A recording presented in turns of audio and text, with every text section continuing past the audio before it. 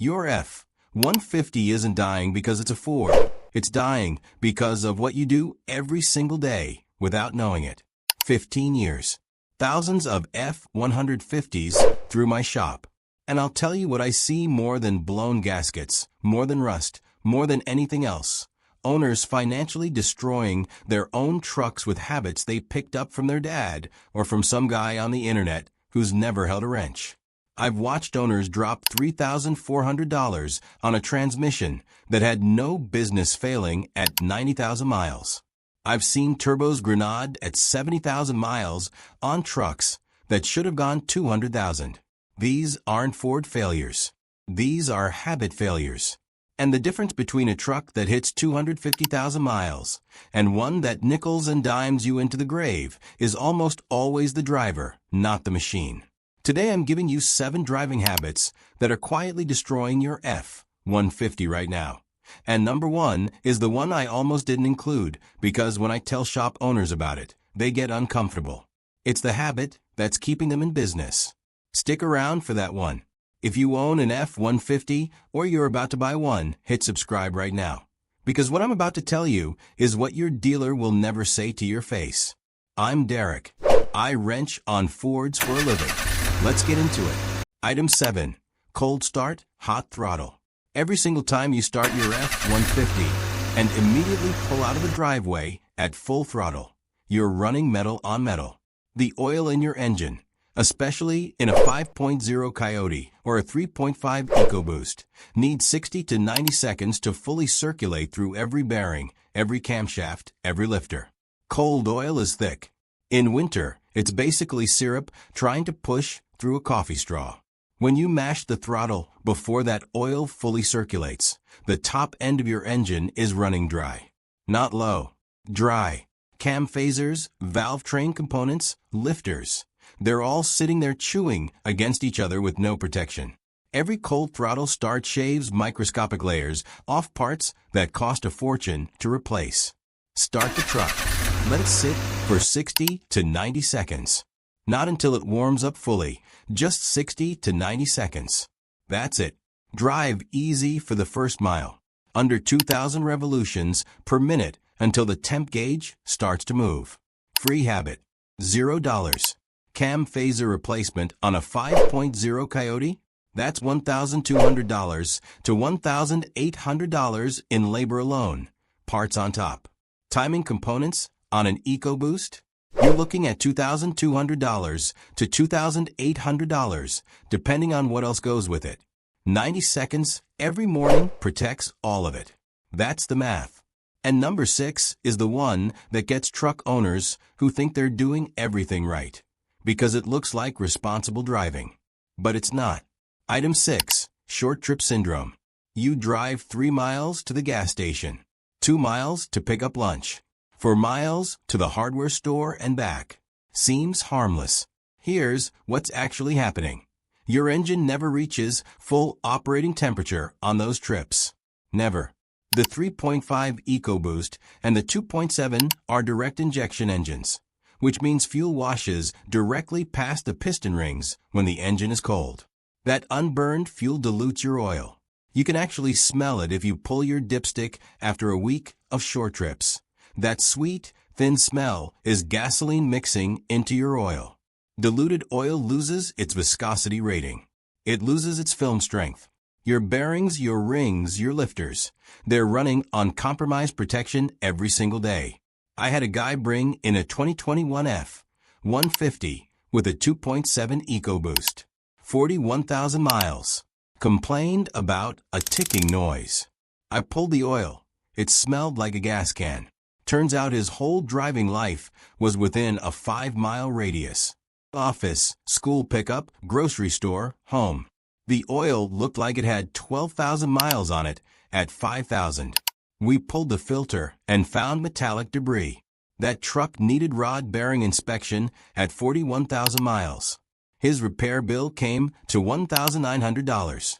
He told me he changed his oil on schedule every time. He did.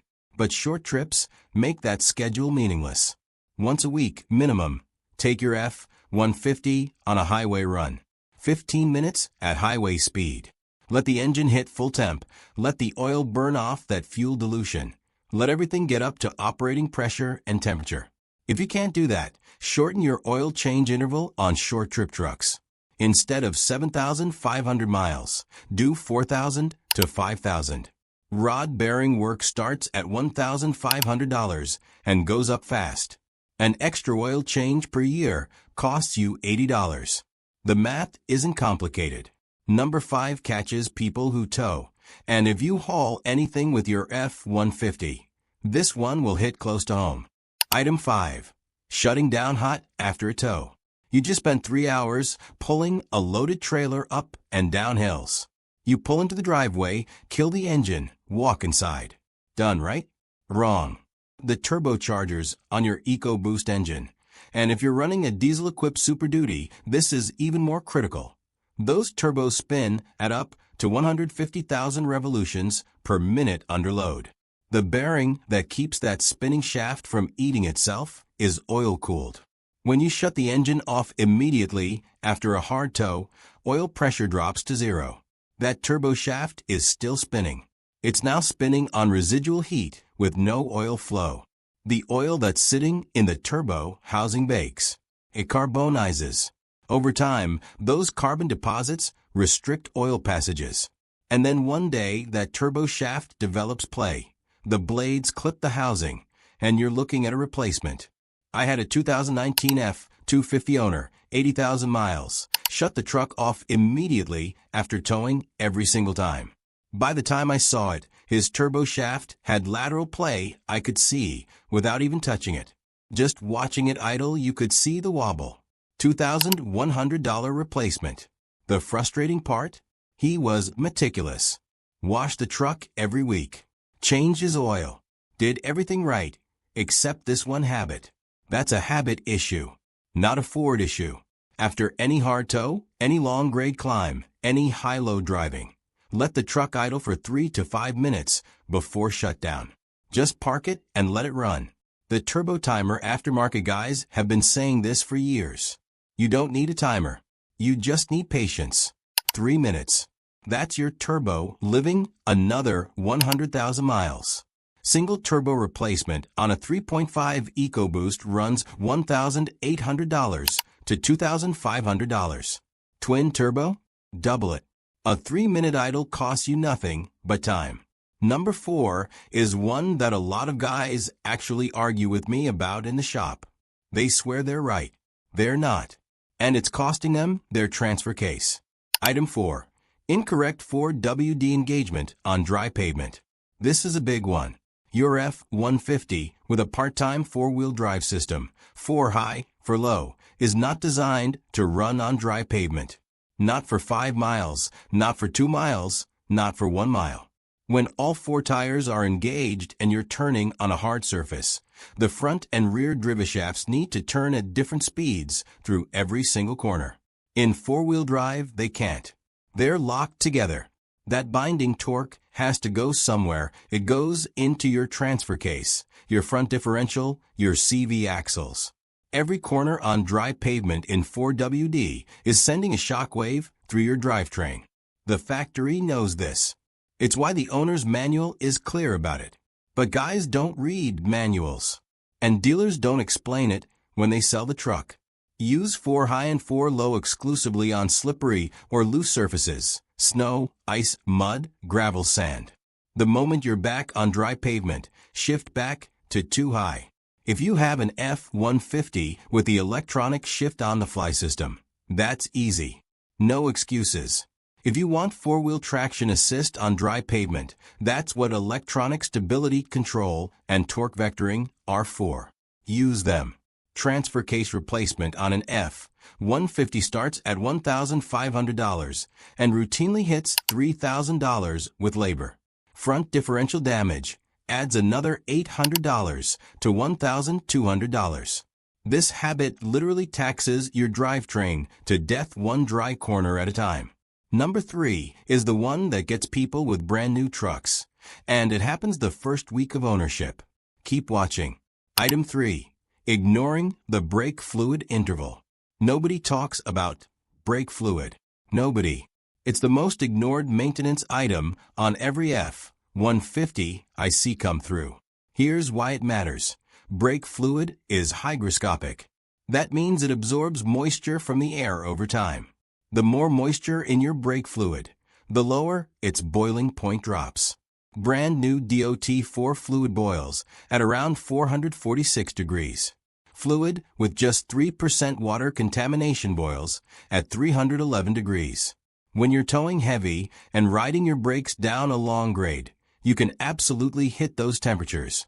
When the fluid boils, it vaporizes. Vapor compresses. Suddenly your brake pedal goes to the floor. That's brake fade. And on a loaded F-150 at highway speed, that's not a maintenance issue anymore. That's a survival issue. I had a 2020 F-150 XLT come in. Owner had 67,000 miles, never touched the brake fluid since new. We tested it with a boiling point tester.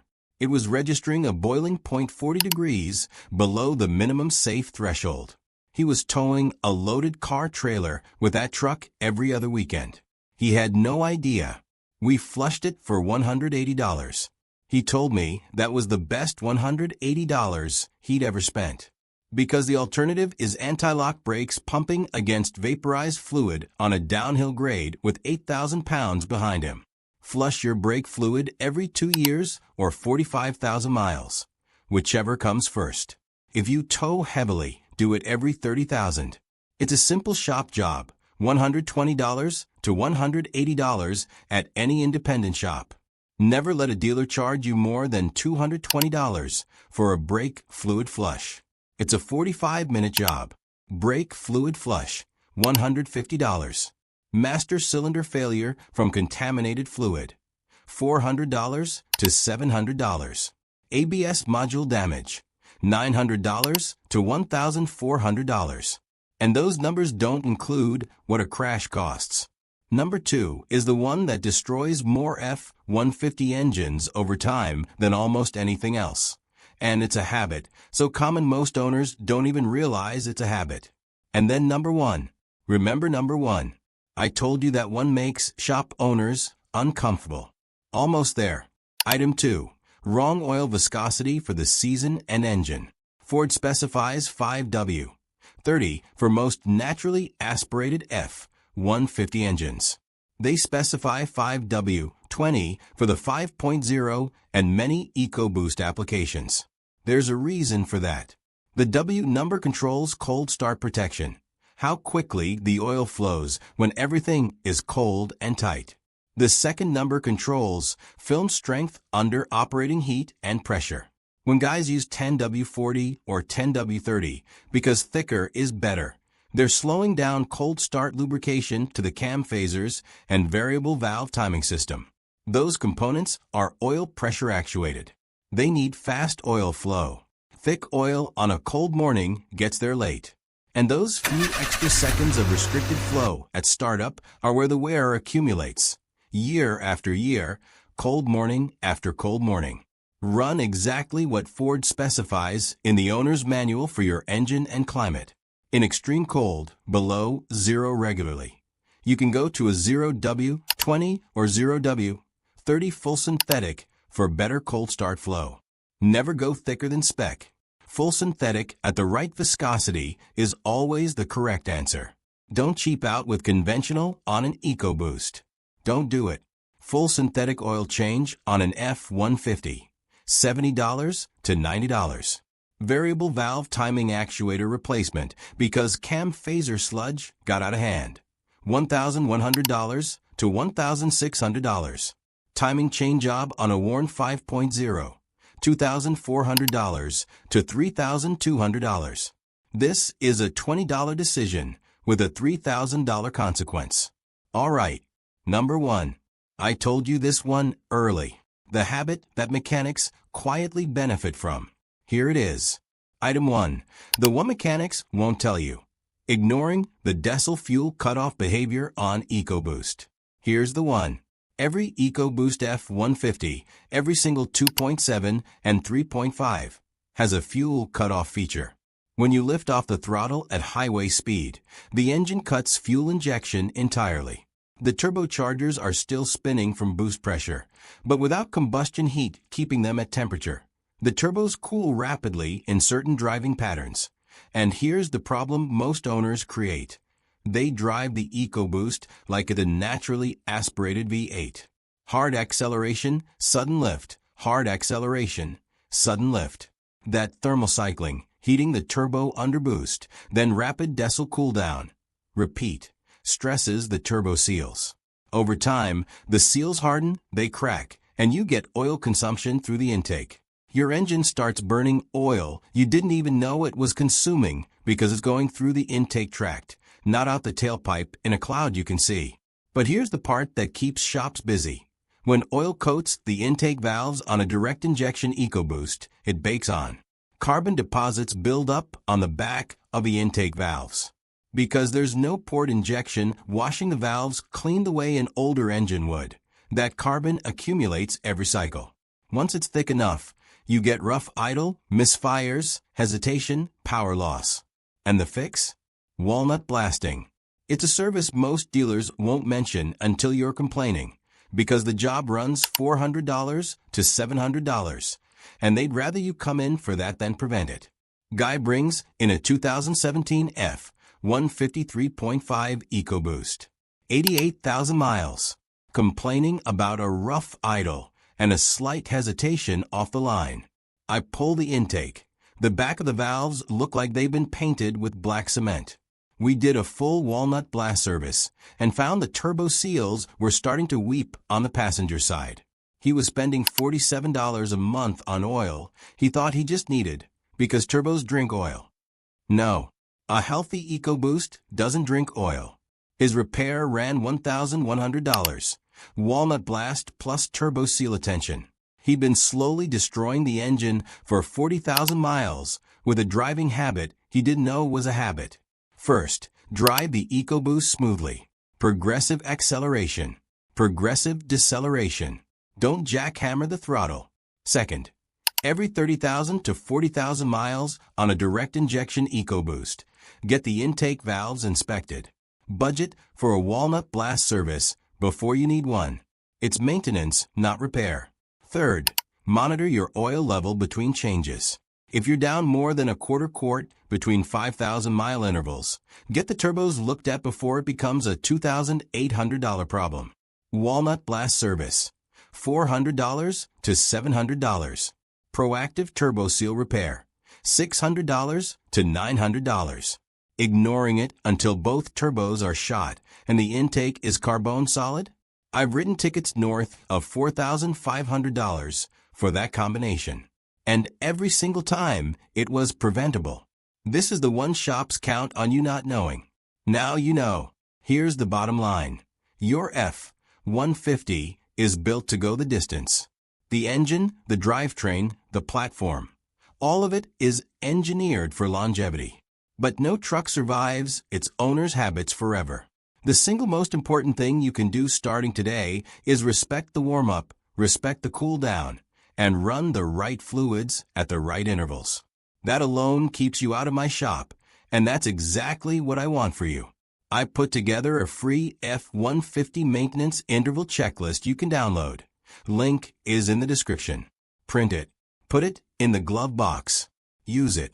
And if you want to know which F-150 model years to avoid entirely when buying used, because some of them are landmines no matter how good the habits are, that video is right here. Don't buy anything until you watch it.